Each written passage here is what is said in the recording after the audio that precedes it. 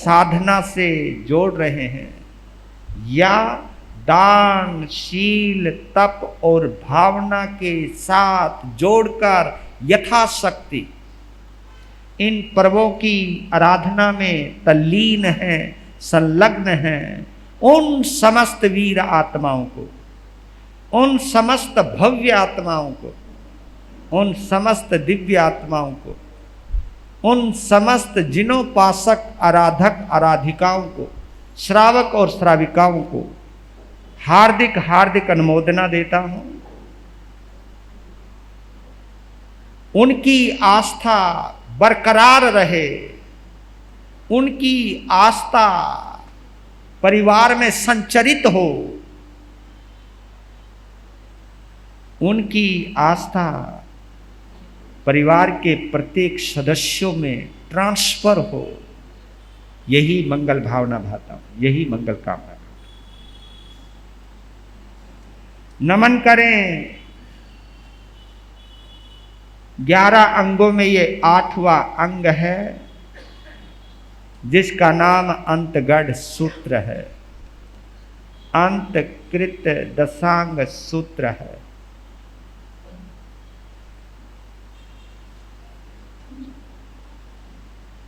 जिन्होंने जन्म मरण से मुक्ति को प्राप्त किया, जो मुक्त हुए, अंत किया, अंतकृत, अंत किया है जिन्होंने, किसका? जन्म और मरण का। दशा, जीवन की अंतिम दशा में, जीवन की अंतिम अवस्था में, मृत्यु के वक्त जिन्होंने मृत्यु की मृत्यु की है, मौत की मौत की है, अपनी मृत्यु के साथ उस मौत को हमेशा के लिए मार दिया, ऐसे अनंत बली, महाबली, कर्मजयी 90 दिव्य आत्माओं को भावपूर्वक नमन करता हूं इस आगम के माध्यम से। और इसी आगम के माध्यम से अनंत उपकारी इस युग के प्रथम आचार्य और भगवान महावीर के 5वें गणधर श्री सुधर्मा स्वामी भगवान को और उनके शिष्य अंतिम केवली आर्य जम्बू स्वामी को हार्दिक वंदन करते हैं। उनके उपकार को अनुभव करते हैं कि हे जम्बू स्वामी, आपने जिज्ञासा की पिपासा जाहिर ना की होती तो हमें यह आगम निधि, आगम संपदा हमें प्राप्त नहीं होती। आपके उपकार को हम कभी नहीं भुला पाएंगे। बोलिए गणधर श्री सुधर्मा स्वामी भगवान की, बोलिए आर्य जम्बू स्वामी भगवान की। 8वां वर्ग,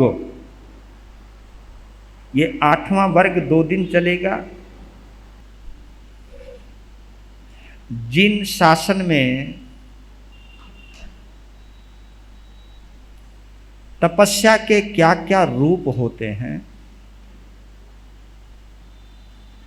तपस्या की कितनी वैरायटीज होती हैं, वो आज कुछ बतला रहा हूं। आज का दिन उन सभी तपस्वियों को समर्पित है जिन तपस्वियों ने इन पर्वों की आराधना के लिए मन में एक संकल्प रखा, संकल्प भाया इन दिनों के लिए कि हम इन पर्वों की आराधना कुछ ना कुछ त्याग प्रत्याख्यान से करेंगे। तो इस भीड़ के अंदर हर तरह के लोग हैं।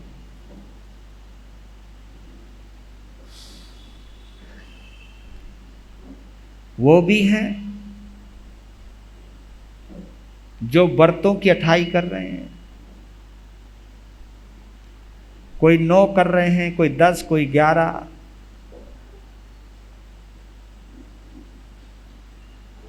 कुछ ऐसे हैं जो आयम्बिल की आराधना कर रहे हैं, जिनकी आराधना आयम्बिल की 77-78 तक भी पहुंच गई है, 80 तक भी पहुंच गई होगी। कुछ ऐसे भी हैं जो एकासना कर रहे हैं, कई सालों से कर रहे हैं।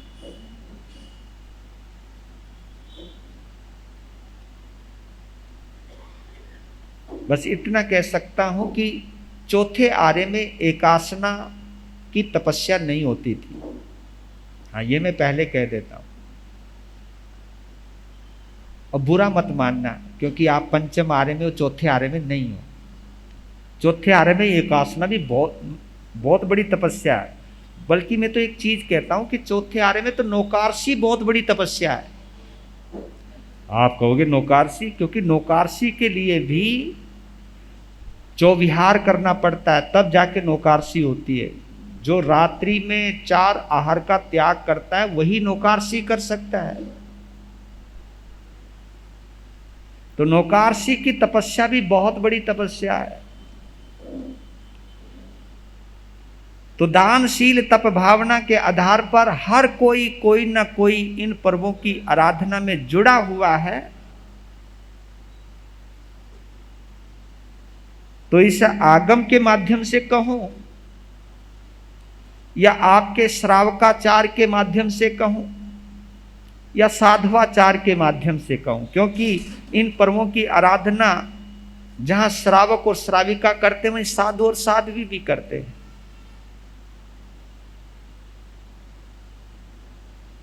कोई जिनवाणी सुना के करता है, कुछ त्याग प्रत्याख्यान से करता है।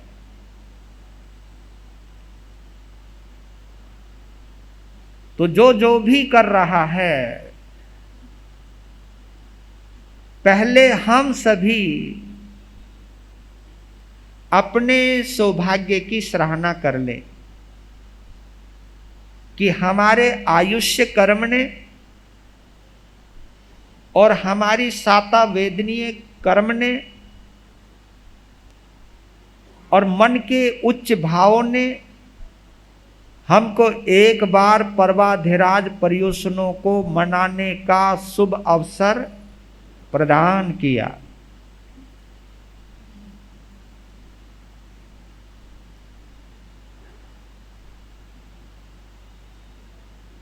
आप सभी को साधु साध्वी का सानिध्य मिला। कई ऐसे क्षेत्र हैं जहां घर होते हुए भी चतुर्मास नहीं हो रहे, वहां वे स्वाध्यायी श्रावक और श्राविकाओं के माध्यम से काम चलाते हैं। कई ऐसे भी क्षेत्र हैं जहां स्वाध्यायी श्रावक श्राविका भी जा नहीं पाते।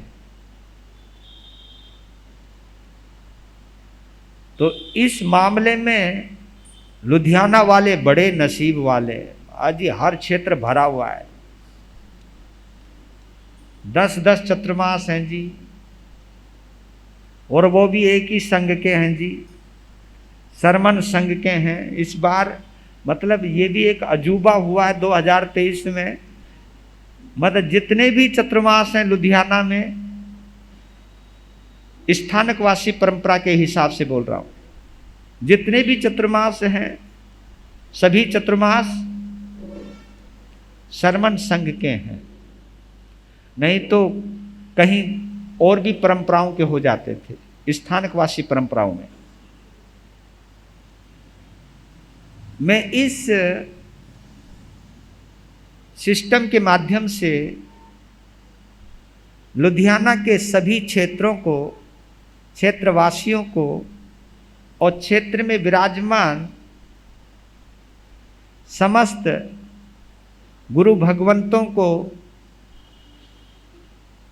समस्त साध्वी परिवारों को हृदय से बहुत बहुत शुभकामना और मंगल कामना देता हूं कि आप सभी ने खूब मेहनत की है, पुरुषार्थ किया है, और जिन शासन की प्रभावना में अपनी तरफ से बहुत प्रयास किया है, आपका ये प्रयास प्रशंसनीय है। आपकी ये साधना साधुवाद के योग्य है और इसी प्रकार आप जिन शासन की प्रभावना करते रहें, ये हमारी मंगल कामना है।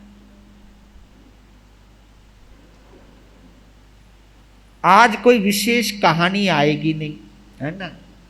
आज तो ये तुम कहने वाले नहीं हो कि जी बस समा बंध गया। अब तो समय नहीं, समा तो नहीं बंधेगा, हाँ समय व्यतीत करना पड़ेगा। पर लेकिन जिनको कुछ रुचि है कि जिन शासन में तपस्या की कितनी विधियां हैं, उन विधियों में से कुछ विधियां मैं आपके सामने आज इस आगम के माध्यम से लाना चाहता हूं। तो ये 8वां वर्ग है अंतर्गत सूत्र का। 8वें वर्ग में 10 अध्ययन हैं। 10 अध्ययन में आज हमने जो स्वाध्याय किया है 7वें अध्ययन तक किया है। 3 अध्ययन हमने कल के लिए रखे। तो आर्य जम्बू स्वामी ने अपने धर्माचार्य गुरुदेव आर्य सुधर्मा स्वामी से विनम्र निवेदन किया, वंदन किया, निवेदन किया और कहा कि हे भगवान, धर्म की आदि करने वाले,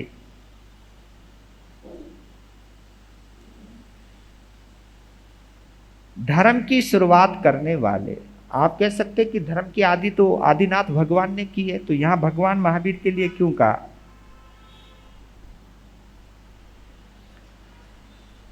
क्योंकि हर तीर्थंकर एक नई शुरुआत करता है, तभी तो 24 तीर्थंकर बनेंगे ना। हर तीर्थंकर एक नई शुरुआत करता है, क्योंकि तीर्थ की रचना करता है। इस प्रकार इस अवसर्पणी काल में भगवान महावीर अंतिम तीर्थंकर हैं। और देखो संयोग की बात है, वैसे हर तीर्थंकर किसी ना तीर्थंकर से जुड़ा हुआ रहता है, उसका परिवार। और ये आपको मालूम ही है, जब तक दूसरा तीर्थंकर तीर्थ की रचना नहीं करता है, उससे पहले उसी तीर्थंकर का काल चलता है। तो जब भगवान महावीर ने तीर्थ की रचना की, उस वक्त भगवान पार्श्वनाथ की परंपरा चल रही थी। ये सुनाया भी था मैंने एक दिन आपको।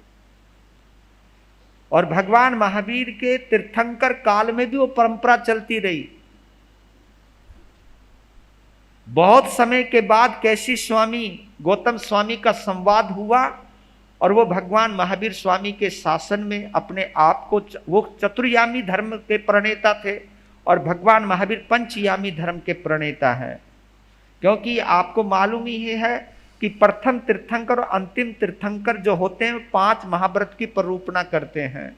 बीच के जो तीर्थंकर होते हैं वो 4 महाव्रतों की प्ररूपणा करते हैं।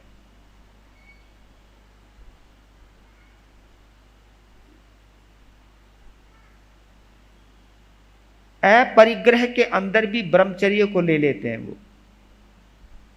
तो इस प्रकार चतुर्याम को पंचयाम में बदला, तो तीर्थ की रचना की भगवान महावीर ने उस वक्त शुरुआत की है। तो इसलिए धर्म की आदि करने वाले मोक्ष प्राप्त भगवान महावीर ने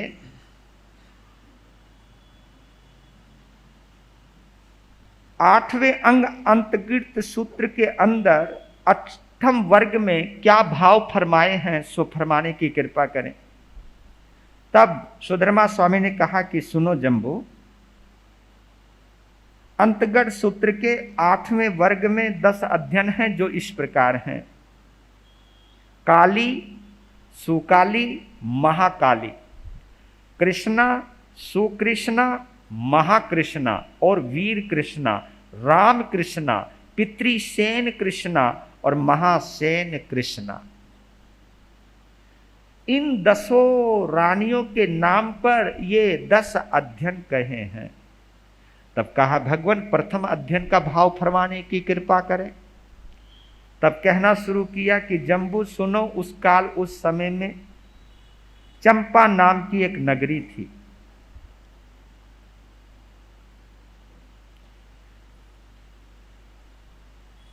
उसके बाहर, चंपा नगरी के बाहर पूर्णभद्र नाम का एक सुंदर सुरम्य उद्यान था। उस नगरी में उस वक्त कौनिक नाम का राजा राज्य किया करता था और कौनिक श्रेनिक का बेटा है।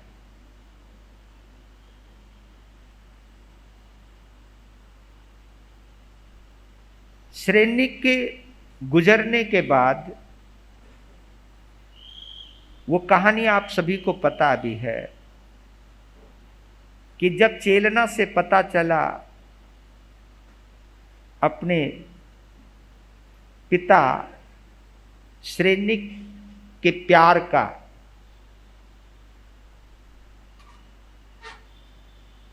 तो अपने कृत्य पर वो बड़ा पछताया भी था कि मैंने अपने बाप के साथ बहुत बुरा किया।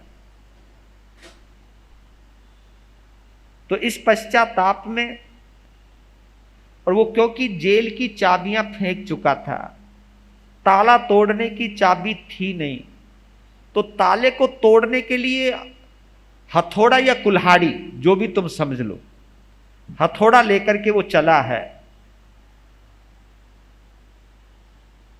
हथौड़ा लेते हुए देखा है, आते हुए देखा है श्रेनिक ने कि उस वक्त यहां कंफ्यूजन हो गया है। कंफ्यूजन भी नहीं कह सकता हूं, गति का प्रभाव है, क्योंकि जाने से पहले जिस गति का उसने बंद किया हुआ, वहां जाने से पहले वैसे भाव आने जरूरी हैं, और वो भाव आ ही जाएंगे। उस भाव का ही प्रभाव है कि वो ताला तोड़ने आ रहा है, लेकिन श्रेनिक सोचता है ये मुझे मारने आ रहा है।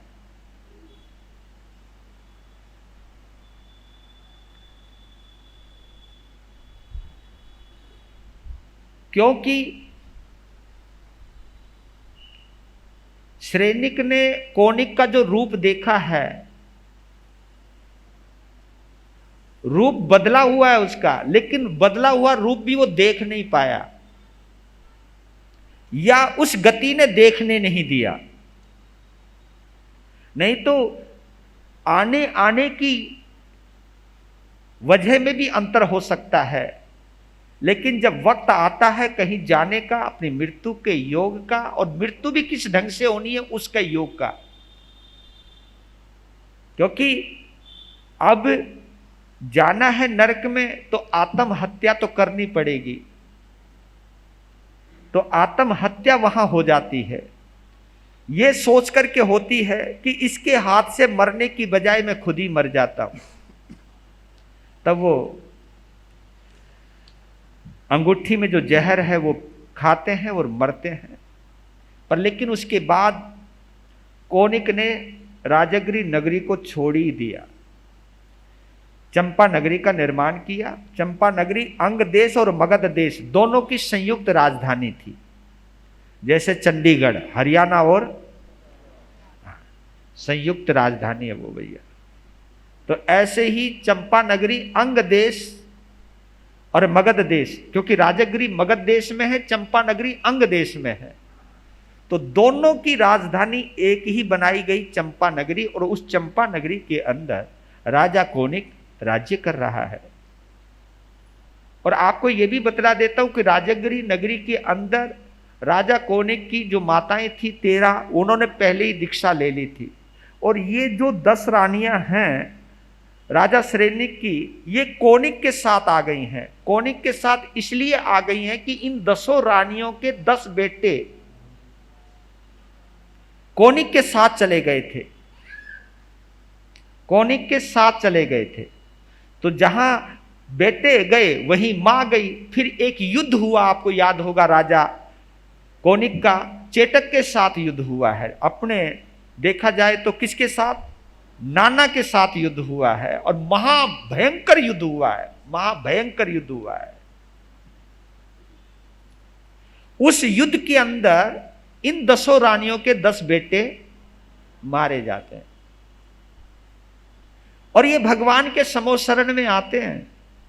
इन्होंने बस एक ही सवाल पूछा है, जो बच्चे युद्ध करने गए हैं वो कैसे हैं? तब भगवान ने कहा, वो युद्ध की भेंट चढ़ गए हैं। तो अपने अपने पुत्रों की मृत्यु का समाचार सुनकर उनमें वैराग्य भी आता है और वो दीक्षा धारण करते हैं। ये इस प्रकार का सिलसिला चलता है। उसके अंदर पहले काली आर्या का वर्णन आता है। तो ये मैंने थोड़ा सा जोड़ दिया है कि इनका जो दीक्षा का प्रकरण बना है, दीक्षा लेने का कारण बना है, वो कहीं ना कहीं अपने पुत्रों की युद्ध में मृत्यु की वजह से भी बना है कि अब कोई बचा नहीं, अब हम भगवान की शरण ही ग्रहण करते हैं।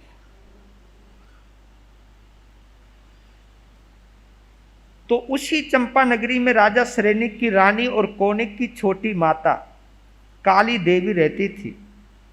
काली देवी ने भी नंदा देवी के समान ही भगवान महावीर के चरणों में दीक्षा अंगीकार की। उसने 11 अंगों का अध्ययन किया, उपवास, बेला तेला आदि विविध प्रकार के तपों के द्वारा अपनी आत्मा को भावित किया। ये भावित शब्द बड़ा प्यारा है। हाँ, ये मैं तुम्हें बतला देता हूं, एक दिन मैंने बोला भी होगा, शायद मुझे याद नहीं है, बोला भी होगा। 2 शब्द होते, एक भावित शब्द होता है, एक प्रभावित शब्द होता है। आपको ये बतला देता हूं, हमारी जो बुद्धि होती है वो प्रभावित होती है। कोई भी चमत्कार देख करके आदमी जब प्रभावित होता है, वो बुद्धि से प्रभावित होता है। चाहे किसी की कंठ कला से प्रभावित हो जाए, चाहे कोई भी चीज जो वो खुद नहीं कर सकता है, दूसरा करता हुआ नजर आता है और बुद्धि उसको कहती है कि यार कमाल कर दिया इस बंदे ने। तो ये जो प्रभावित होना है वो बुद्धि से होता है, बुद्धि से प्रभावित होता है।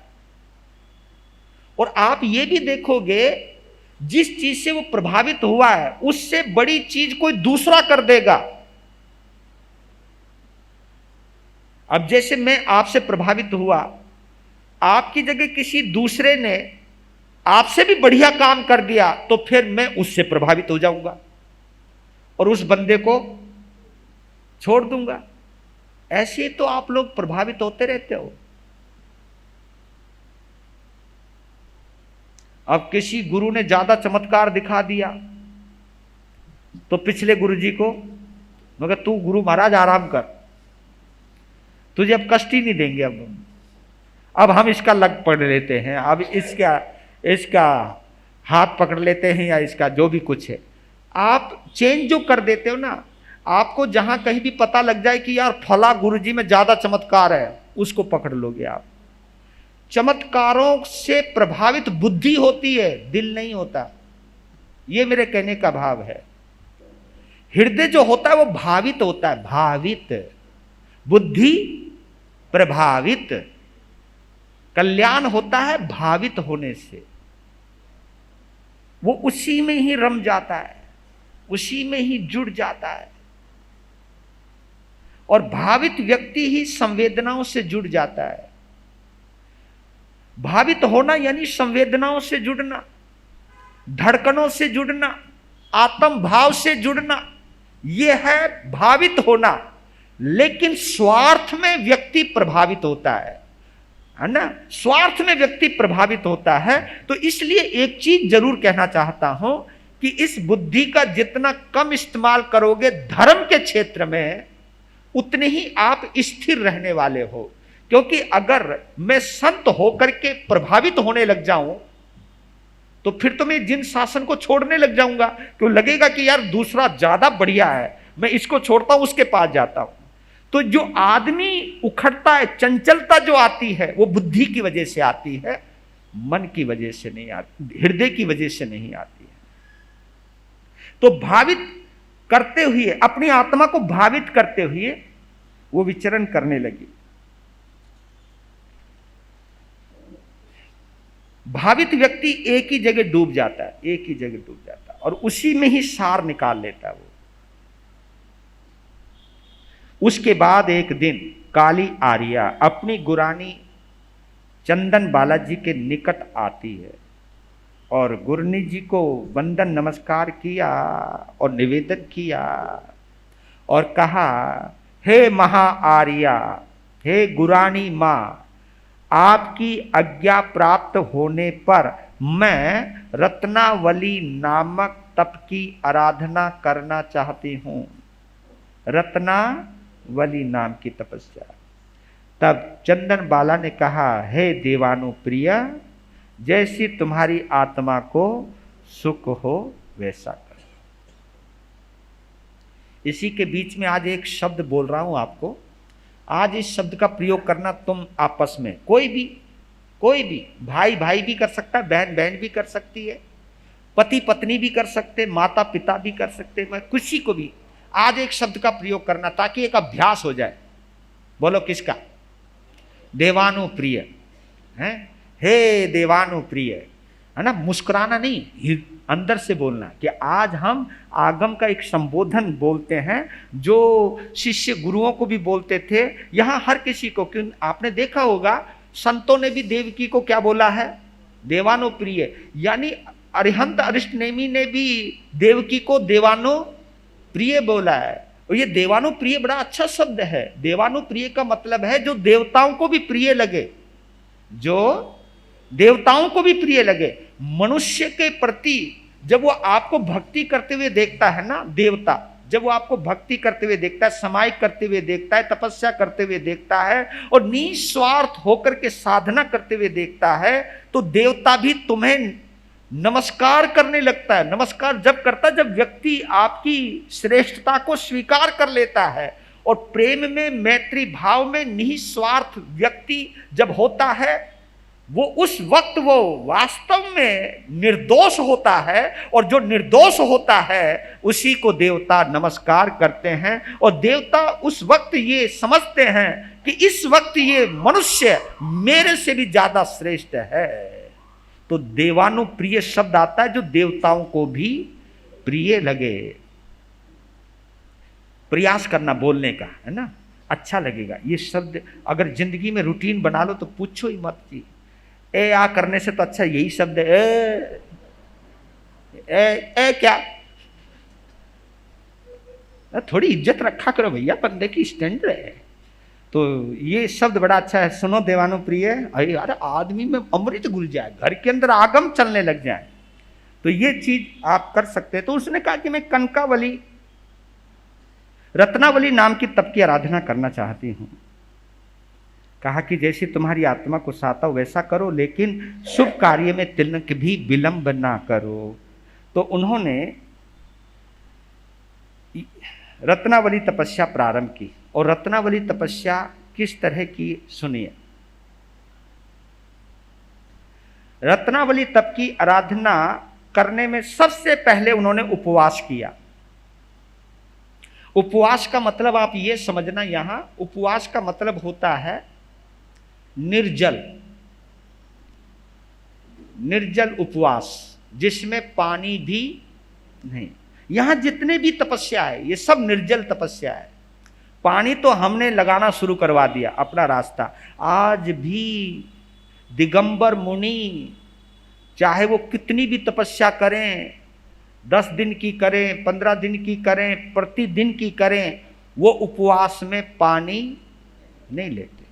दिगंबर मुनि पानी लेना भी उपवास का टूटना मानते हैं। ऐसी बात नहीं, वो कहीं ना कहीं ये साधना वो आज भी जीते हैं। तो सबसे पहले उपवास किया और फिर सर्व काम गुण युक्त पारना किया। आप कहोगे सर्व काम गुण युक्त कौन सा पारना होता है? तो ये कहा थी पारने के अंदर उन्होंने दूध भी लिया, दही भी लिया, घी भी लिया, तेल भी लिया और गुड़ भी लिया। इनको हम विगय कहते हैं। विगय, विगय में जान होती है, आदमी तरावट सी होती है, क्योंकि दूध, दही, घी, तेल और गुड़, ये पारने में इनको सर्व काम गुण युक्त कहते हैं, क्योंकि ये पौष्टिक होते हैं। पौष्टिक में कामुकता रहती है। शरीर में कमजोरी आ जाए तो उस कमजोरी को भरने के लिए भी ये ताकत देने वाली चीजों का उपयोग किया जाता है। तो इनको हम विगय भी कहते हैं। तो विगय के अंदर ये पांचों चीजें आते हैं, दूध, दही, घी, तेल और गुड़। उस समय चीनी तो बोलो, चौथे आरे में चीनी बनती थी क्या?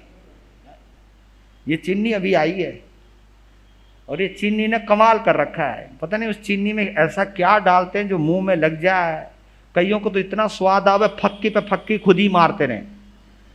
पर पहले ज़्यादा मारते, ज़्यादा होती होगी, क्योंकि ये नहीं सोचते कि अगर इसमें जो वाइटनेस आई है, इसमें जो सफ़ेदी आई है, ये किसी न किसी केमिकल से आई होगी, किसी न किसी चीज़ से आई होगी। कोई चीज़ वो डालते हैं जो जीभ को लग जाए तो स्वाद पड़ जाता है, लेकिन उस समय गुड़ ही माना जाता था।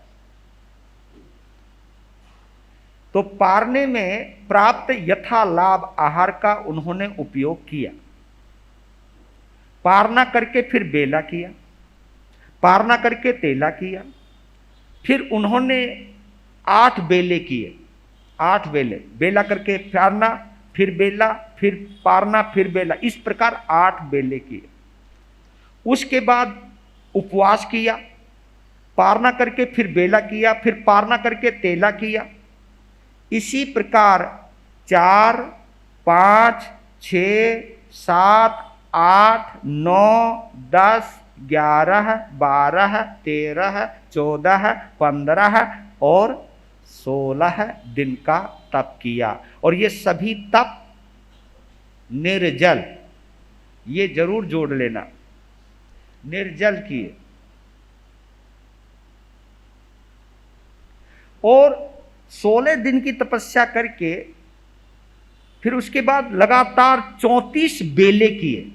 34, वही बेला करके पारना, बेला करके पारना, इस प्रकार 34 बेले किए। फिर उनका पारना करके फिर लगातार 16 दिन की तपस्या करी।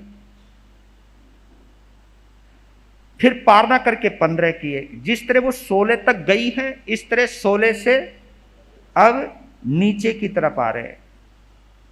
16 किए, फिर 15 किए, यूं क्रमशः 14, 13, 12, 11, 10, 9, 8, 7, 6, 5, 4, 3, 2 और उपवास किया। फिर पारना करके 8 बेले किए, फिर पारना करके तेला किया, और फिर तेला करके, फिर पारना करके, फिर बेला किया, फिर पारना करके एक उपवास किया। देखो क्या लड़ी से लड़ी पिरोई जा रही है। इस प्रकार रत्नावली तप की एक परिपाटी, एक लड़ी, परिपाटी यानी लड़ी की। प्रथम परिपाटी में इस पूरी की पूरी लड़ी को करने में 1 वर्ष 3 महीने 22 दिन लगाए। केवल एक परिपाटी पूरा करने में 1 साल 3 महीने 22 दिन लगाए। इसमें 384 दिन तपस्या के और केवल 88 दिन पारने के आए। इस प्रकार रत्नावली तप की एक परिपाटी में कुल 472 दिन लगे। पारना और तपस्या को दोनों को मिला ले तो कितने? 472 दिन लगे। काली आर्य ने उपरोक्त विधि से रत्नावली तप की प्रथम परिपाटी की आराधना संपन्न करी। और इस परिपाटी में ये मैं बतला ही दिया है, पारने में यथेच्छ जितना भी मिला, जितनी भी इच्छा हुई, यथेच्छ का मतलब होता है जितनी भी इच्छा हुई, उन्होंने उसमें घी, दूध, दही, तेल, गुड़ का सेवन किया। जब आदमी करने पर आता है ना, तो मन में यह आता है कि अब दूसरा कुछ और करूं। तो दूसरी परिपाटी में उन्होंने विगय का त्याग कर दिया। विगय का त्याग कर दिया। उन्होंने दूध, दही, घी, तेल, गुड़ का उपयोग नहीं किया पारने में। दूसरी परिपाटी पूरी करने के बाद तीसरी परिपाटी भी शुरू कर दी। इसमें क्या किया कि तीसरी परिपाटी में पूरी तरह रूखा आहार, रुक्ष आहार लिया, लेकिन कहीं ना कहीं नमक का सेवन हुआ होगा यार। उसमें तो ये बोला था लेप रहित वस्तु का त्याग किया। जैसे रोटी पर आप लेप लगा देते हो तो वो पपड़ी उतारना, मतलब लेपित वस्तु का भी त्याग कर दिया। लेकिन उसमें कहीं ना कहीं नमक तो हो ही सकता है, कहीं ना कहीं कुछ वो तो हो सकता है, तो उन्होंने वो नहीं किया। और चौथी परिपाटी में उन्होंने पारने में आइंबिल किया। ये आइंबिल है। यहां से मुझे पता चला कि आइंबिल किसको कहते हैं। और आइंबिल का एक नाम है जिसका नाम रस परित्याग तप नाम है उसका, जिसको हम आइंबिल बोलते हैं। उसका एक और नाम है जिसका नाम रस परित्याग, यानी रस का त्याग करना। और नमक जो है वो रसों का राजा है, राजा। और इसलिए कई कहते हैं, हमको कई क्या बोलते हैं जी आइंबिल से अच्छा तो महाराज उपवास ही करवा दो। मतलब उनके एक्शन देखा करो, ऐसी नाक भौं चढ़ा के बोलेंगे जैसे कि बस जी एक बार कमाल हो गया। हमें क्या बताऊं तुमको, अब बात हो गई कमाल की तो बोल लूंगा ही। एक से पूछा मैंने, यार इन दिनों में तुम तपस्या बहुत करते हो, क्या बात है? नुके जी इन 8 दिनों में खाना ही ऐसा बने। सुनो उसकी बात सुनना। नुके जी खाना ही ऐसा बने, इससे अच्छा तो सोचे तपस्या ही कर लो।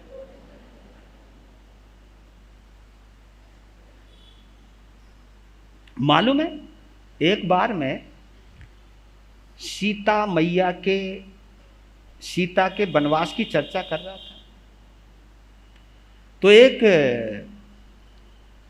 लड़की ने क्या जवाब दिया मुझे पता नहीं, बेचारी दुखी थी क्या थी वही जाने। लोग गुरु महाराज मालूम है सीता जी ने वनवास को क्यों चुना? मैंने कहा जी बताओ।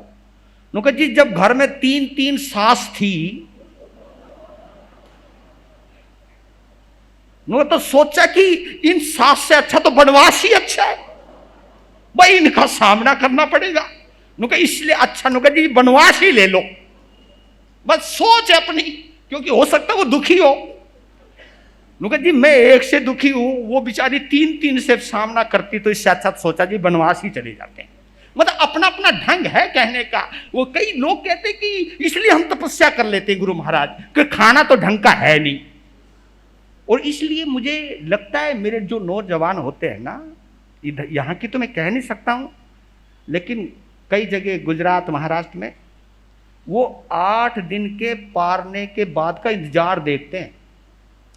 और जैसे ही 8 दिन के दिन खत्म होते हैं, वो चाट पकौड़ी वाले होटलों में और जी ढेर लग जाता उन लोगों का। मतलब जितना भी उन्होंने खटर खटर खाना खाया भी होगा, उस सब की पूर्ति उसके बाद वहां करते हैं।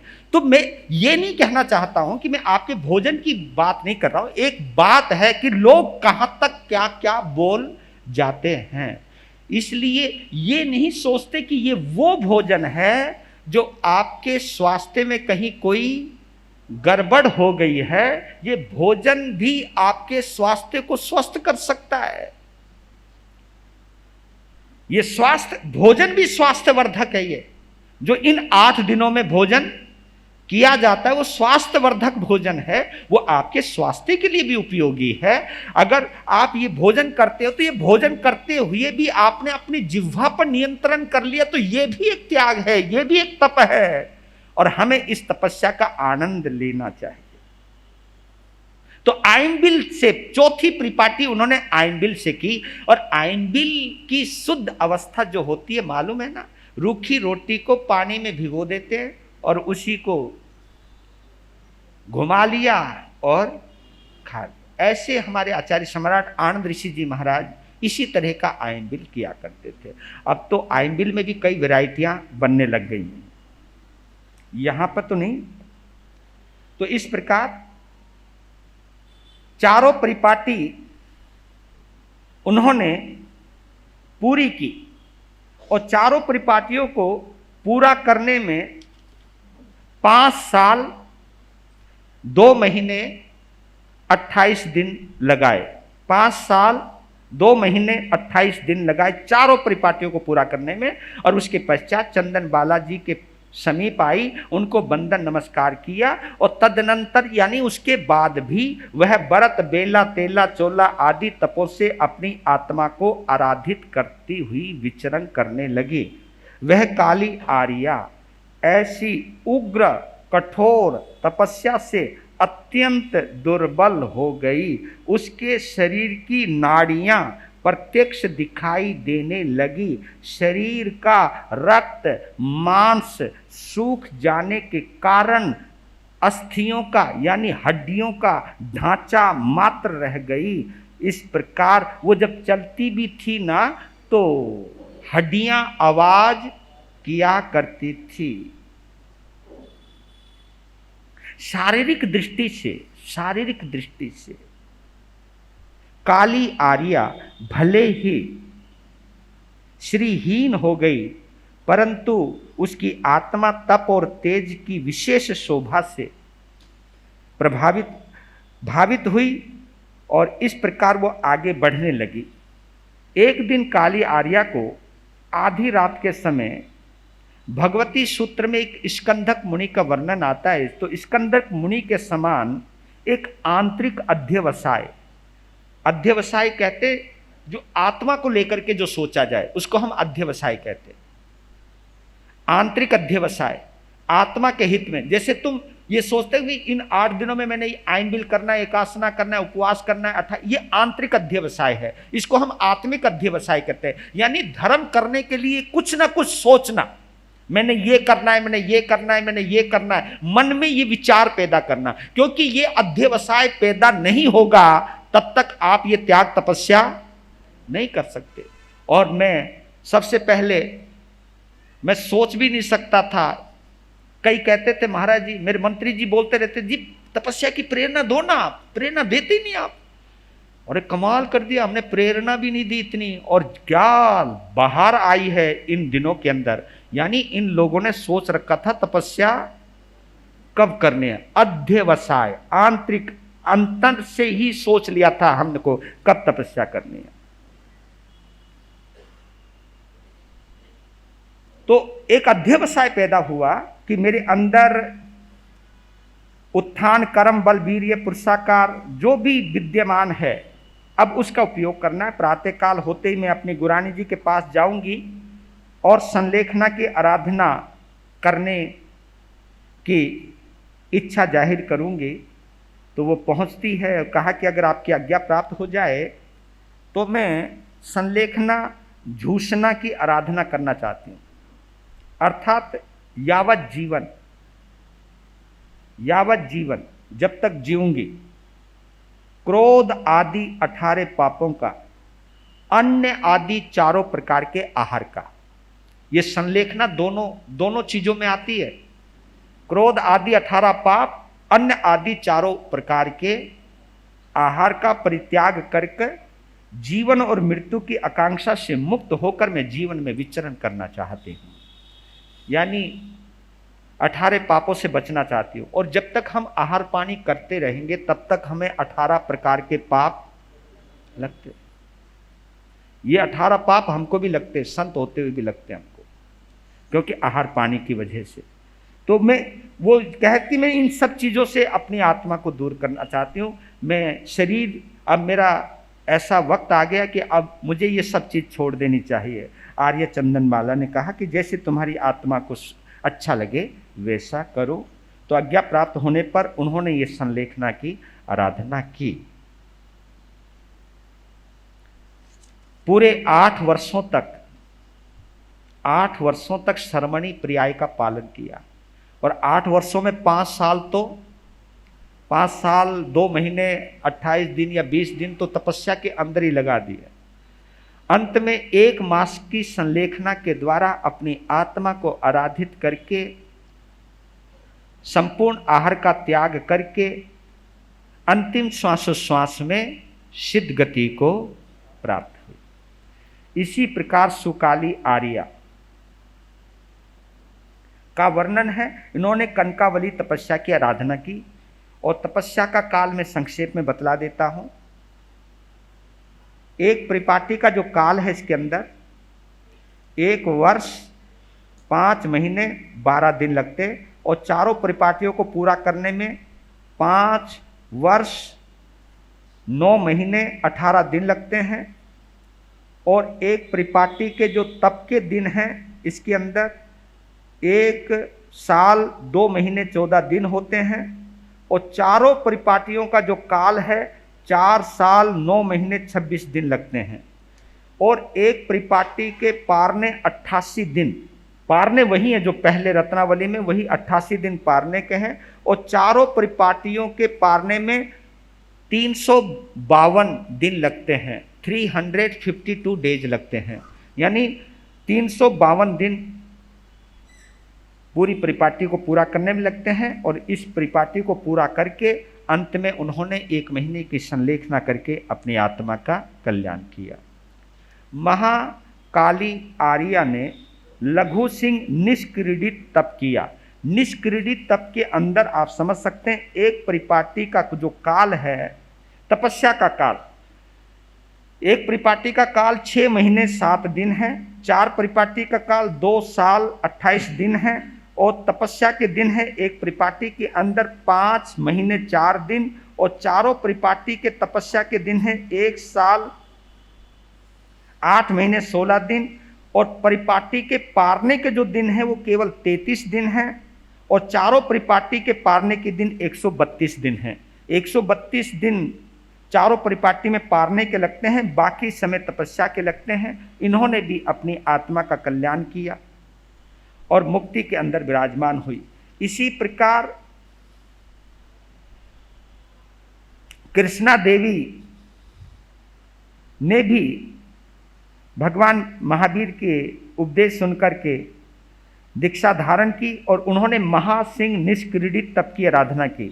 और महासिंह निष्क्रीडित तप की एक परिपाटी का जो काल है 1 साल 6 महीने 18 दिन है, चारों परिपाटी का काल 6 साल 2 महीने 12 दिन है, और एक परिपाटी में जो तपस्या के दिन है 1 साल 4 महीने 17 दिन है। चारों परिपाटियों के अंदर जो दिन लगते हैं 5 साल 6 महीने 8 दिन लगते हैं। पारने एक परिपाटी के 61 दिन हैं, और चारों परिपाटियों के 444 दिन पारने के लगते हैं, बाकी दिन तपस्या के। तो इन्होंने भी अंत में 1 महीने की संलेखना करके आत्मा का कल्याण किया। 5वां अध्ययन सुकृष्णा आर्या का है। इन्होंने सप्तसप्तमिका भिक्षु परिमा की आराधना की इन्होंने।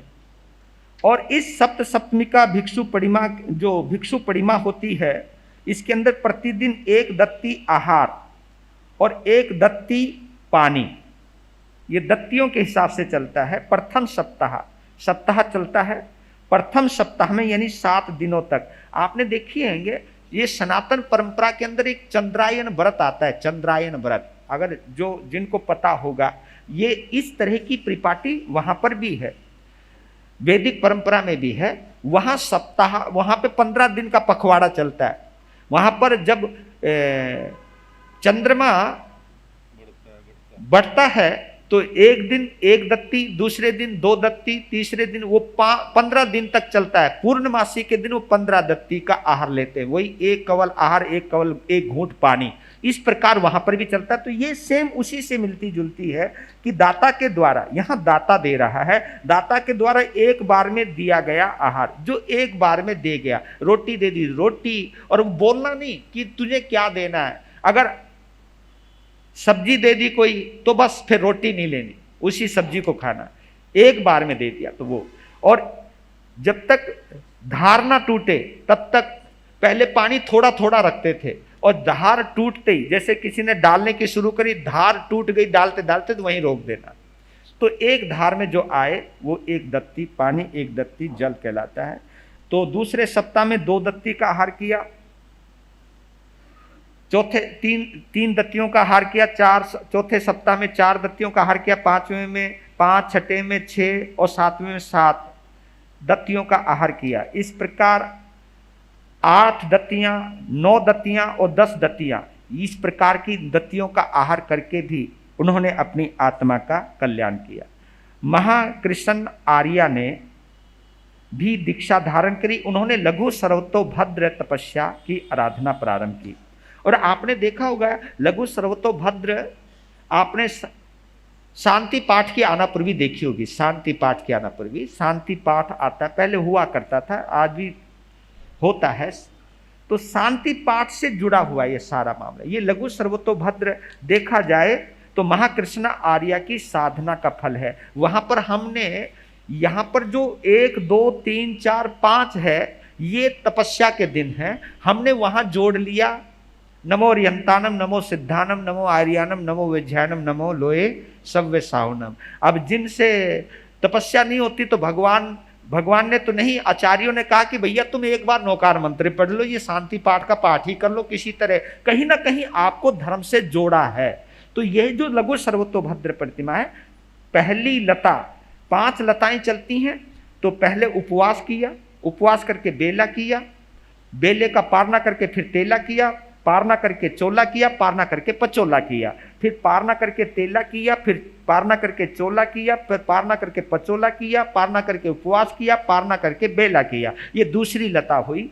तो तीसरी लता में पारना करके पचोला किया, पारना करके फिर व्रत किया, उपवास किया, फिर बेला तेला चोला, फिर चौथी लता में बेला तेला चोला पचोला उपवास, और 5वीं लता में चोला पचोला उपवास बेला और तेला। इस प्रकार ये सर्वतोभद्र तप की आराधना की। इसी प्रकार महासर्वतोभद्र, वो लघु सर्वतोभद्र है, ये महासर्वतोभद्र है, ये 7 उपवास तक जाता है, 7 उपवास तक जाता है। बेला तेला चोला पचोला 6 7 पहली लता, पहली लड़ी, और दूसरी लता में 4 5 6 7 1 2 3, ये जो मैं संख्या बोल रहा हूं ये उपवासों की संख्या है, बाकी पारना अपने आप जोड़ सकते हो। तीसरी लता में 7 1 2 3 4 5 6, चौथी लता में 3 4 5 6 7 1 2, 5वीं लता में 6 7 1 2 3 4 5, छठी लता में 2 3 4 5 6 7 1, 7वीं लता में 5 6 7 1 2 3 4। इस प्रकार ये महा सर्वतोभद्र की आराधना करके अपनी आत्मा का कल्याण किया। किन्होंने? वीर कृष्णा आर्या ने। इस प्रकार आज का ये उद्देश्य, आज जहां तक पढ़ना था वहां तक पूरा किया। आप सभी ने ध्यान से सुना। इन पर्वों की आराधना करने के लिए सभी को तहे दिल से 1 मिनट के लिए इतना जरूर बोलता हूं, आप लोगों ने अपनी उपस्थिति से इस क्षेत्र की जो जान है, जो पहचान है, वो आपने साबित किया। इसके लिए मैं आप सभी का बहुत बहुत हृदय से आभार व्यक्त करता हूं। प्रत्येक घर का सदस्य जिन शासन से जुड़ा हुआ है, और जिन शासन से जुड़ा हुआ प्रत्येक सदस्य को अगर इन दिनों में भी अगर इस आंगन की याद आती है, तो इस याद को आने के लिए मैं तहे दिल से आप सभी का आभार व्यक्त करता हूं। बस आज यही पूर्ण विराम लेता हूं।